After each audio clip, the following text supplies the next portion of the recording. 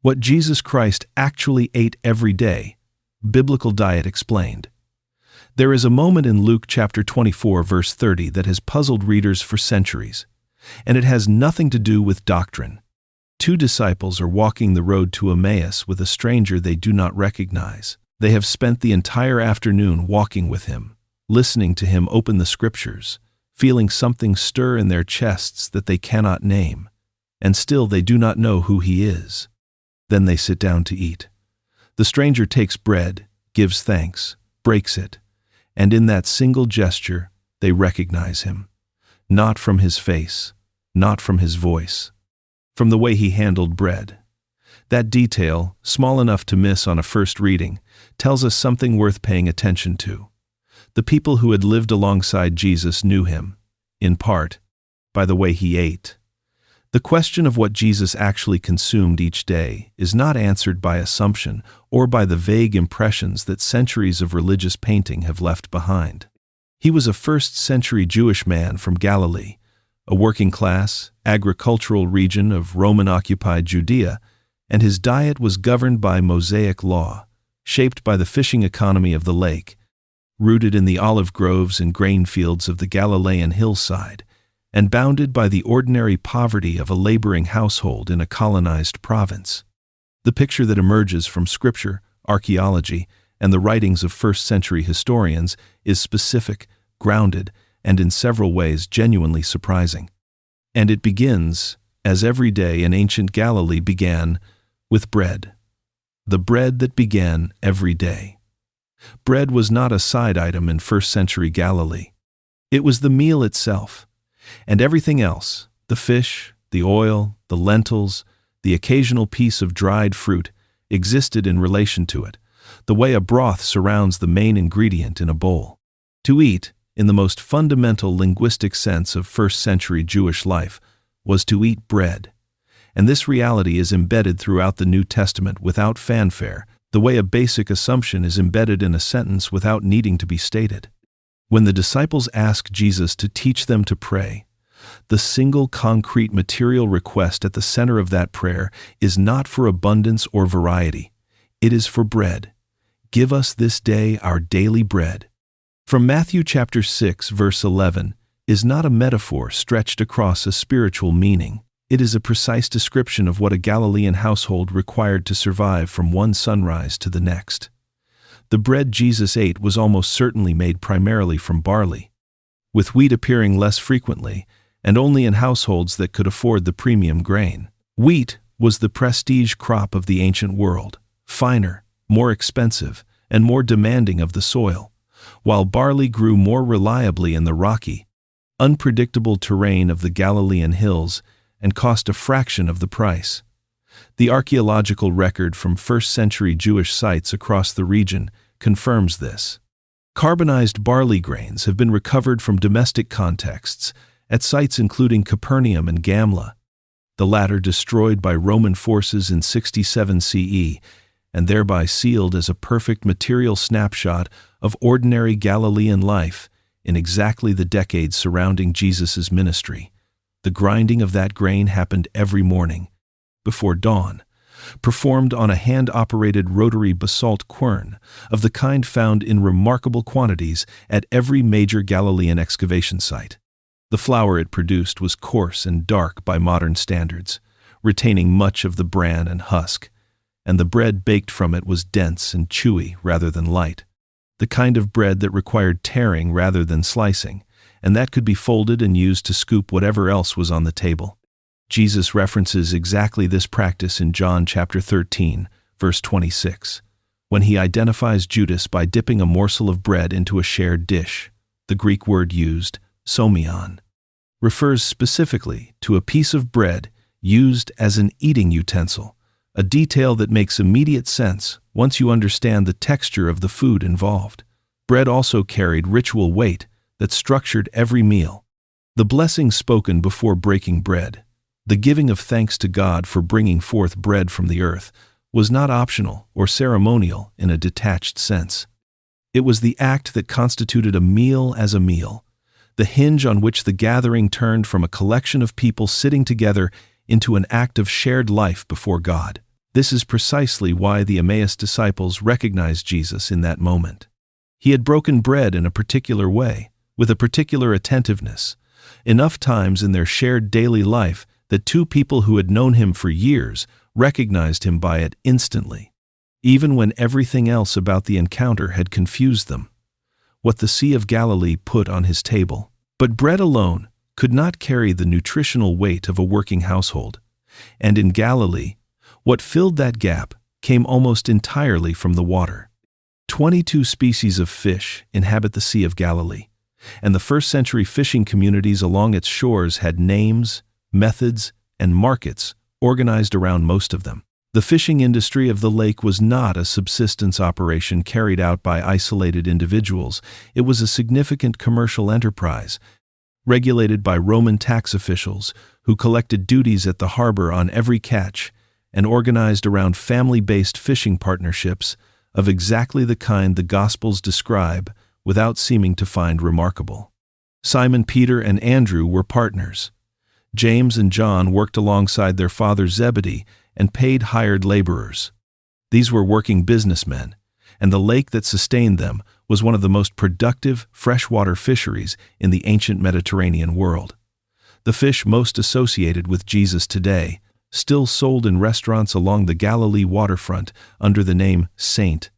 Peter's fish, is the Galilean tilapia, the amnon in Hebrew, a mild, substantial fish that can be caught in large quantities with a cast net in the shallower waters close to shore. Excavations at Magdala, the ancient fishing town on the western shore of the lake, identified by the historian Josephus as a major center of the Galilean fish trade, have uncovered an extensive first-century fish processing installation. Stone-lined pools where fish were preserved in salt, along with weights and scales used to measure out dried fish by the unit. The Greek name for the town, Tarikei, means the place of salted fish, and the archaeological evidence confirms that this is exactly what it was. This is an important detail for understanding what Jesus actually ate day to day. Fresh fish was available, particularly for those who lived close to the lake, but the fish consumed most regularly across Galilee would have been dried and salted, compact, long-lasting, portable, and a reliable source of protein in a diet that otherwise leaned heavily on grain and legumes. The Gospels record moments of fresh fish with vivid specificity, precisely because they were notable. In Luke chapter 24, verse 42, the resurrected Jesus is handed a piece of broiled fish and eats it before his disciples. In John chapter 21, verse 9, he has already prepared a charcoal fire with fish cooking on it when the disciples come ashore at dawn. These scenes are recorded with the plainness of someone writing down what actually happened at breakfast, not constructing a symbol, the oil that held everything together. And running through every one of those meals, the bread, the fish, the shared dish, the fire on the shore, was a third element so constant in the ancient diet that it was almost invisible: oil. Between 80 and 90% of the caloric fat in a first-century Galilean diet came from a single source, the olive and the oil pressed from it. This is not an estimate. It is visible in the landscape and in archaeology. Ancient olive presses have been excavated at dozens of sites across Galilee and Judea. Their heavy stone-crushing weights and circular basins still in position, the grooves worn smooth by generations of turning. At Capernaum, where Jesus spent much of his Galilean ministry, and which the Gospel of Matthew chapter 4, verse 13, identifies as his own city during this period, the remains of olive processing installations appear in domestic contexts, indicating that oil production was woven into everyday household life rather than confined to industrial facilities. Olive oil in the first-century world served every function that the modern kitchen distributes across a dozen different products. It was the cooking fat, the dressing applied to bread and vegetables, the preservative that extended the life of dried fish and stored legumes, and the fuel that kept every lamp burning in every household from sundown to the first light of morning. Jesus would have consumed olive oil at virtually every meal, spread over his bread in the morning, mixed into the lentil stew at the main meal of the afternoon, used to dress whatever vegetables accompanied the fish or the dried meat that appeared less frequently on the table. A day without olive oil in first-century Galilee was a day without fat, without flavor, without light, and without the nutritional density that kept working bodies functional through hard physical labor. The olive tree carried a weight of significance in Jewish life that no other agricultural plant could match. The word Gethsemane, the name of the garden on the Mount of Olives where Jesus prayed the night before his crucifixion, described in Matthew chapter 26, verse 36, derives from the Aramaic gat-shmanim, meaning oil press. The garden was named for the olive presses that operated there during harvest season. That Jesus chose to spend his final free hours in a place that bore the name of the most essential food his people had ever depended on, among the roots and the stone basins and the ancient trees heavy with fruit, is the kind of connection that the physical landscape of first-century Judea makes legible in ways that are almost entirely invisible from a distance of 2,000 years. The cup he raised and the wine he drank. What he drank alongside that food is equally misunderstood from a modern vantage point, and for reasons worth understanding. Water in first-century Galilee was not something you drank carelessly. Open sources, springs, cisterns, the lake, carried bacteria and parasites that could cause serious illness, and the ancient world had no practical mechanism for large-scale purification beyond boiling, which was expensive in fuel and impractical as a daily habit for most families.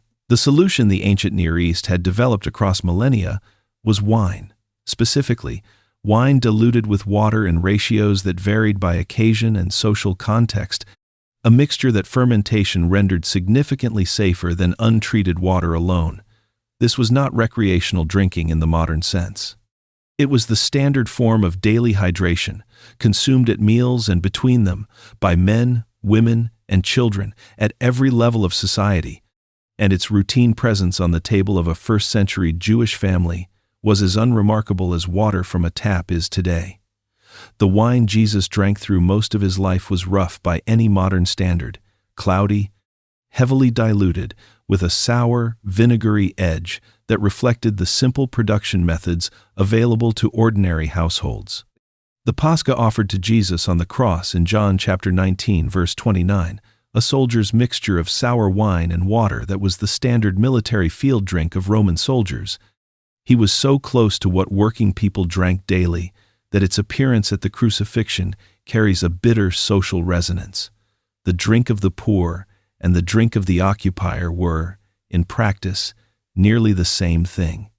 The Passover cup was different, a better quality wine, one of 4 cups prescribed by the Seder tradition, each carrying its own liturgical meaning, and it is this cup that stands at the center of the Last Supper accounts across all 4 Gospels. Jesus' first recorded miracle involves wine, described in John chapter 2, at a wedding celebration in Cana. The master of the banquet's reaction to the wine Jesus produces is revealing. He remarks that it is better than what was served at the beginning of the feast, meaning it is stronger, less diluted, or of higher quality, the kind of wine usually brought out first to impress the guests before the cheaper supply comes out later in the evening. The miracle is a sign, but it is also a completely coherent scene from first-century Jewish social life, where the quality and quantity of wine at a wedding feast reflected directly on the honor of the hosting family, and where running out of wine before the celebration ended was a genuine source of social shame. Figs, lentils, honey, and the rhythm of the season. Beyond these 4 staples, bread, fish, oil, and wine, the rest of the table was filled in by whatever the land happened to be offering that particular time of year. The diet of first-century Galilee moved with the agricultural calendar in a way that modern food systems have nearly erased from lived experience. Jesus did not eat the same things in the cold months of Kislev as he did during the fig harvest of Elul, because what was available in those 2 seasons was entirely different, and there was no mechanism, no refrigeration, no global supply chain to bridge that difference. The farming calendar of the Galilean year moved through barley in the spring, wheat in early summer, grapes and figs through the long heat of late summer and autumn, olives through the fall, and the dried, stored, preserved foods of winter carrying the household through until the cycle began again. To understand what Jesus ate is to understand that his diet was inseparable from this rhythm, and that the rhythm was inseparable from the land. The fig tree occupied a central place in this calendar and in the teaching of Jesus that is easy to underestimate. Figs could be eaten fresh through summer and pressed into dense, sweet cakes for winter storage, portable, calorie-dense, and requiring no oil or fire to prepare. They were among the most reliable and beloved foods available to ordinary households in the ancient Levant. Jesus references figs more than any other specific food in the Gospels. The cursing of the unfruitful fig tree in Mark chapter 11. The parable of the fig tree as a sign of approaching seasons in Luke chapter 21. The image of Nathanael sitting beneath a fig tree in John chapter 1, a detail that immediately communicates to a first-century reader that Nathanael is a man of ordinary Israelite domestic life, sitting in the shade of his own courtyard tree. These references accumulate not because Jesus was preoccupied with figs, but because the fig tree was the daily backdrop of Galilean existence. Lentils and chickpeas formed the protein core of the daily diet alongside fish. They were cheap, easily stored, and nutritionally sufficient in ways that made them indispensable to any household managing on modest means. The lentil stew that Esau trades his birthright for in Genesis chapter 25 carries its weight in the narrative precisely because it was not an exotic food, but an ordinary one. The kind of thing a hungry man would smell from a distance and feel his body responding to before his mind had made any decision. Cooked slowly with garlic, cumin, and olive oil, and eaten with flatbread, a pot of lentils was the first-century Galilean equivalent of a complete and satisfying evening meal, and Jesus would have eaten it hundreds of times across his life. Wild honey also appeared in the diet, most famously as part of John the Baptist's wilderness provisions described in Matthew chapter 3 verse 4, alongside locusts, which were not the unusual food they appear to be from a modern perspective. Locusts were explicitly permitted under Mosaic law in Leviticus chapter 11, consumed across the ancient Near East as a readily available, protein-dense food, particularly useful in desert and semi-arid regions where other sources were scarce.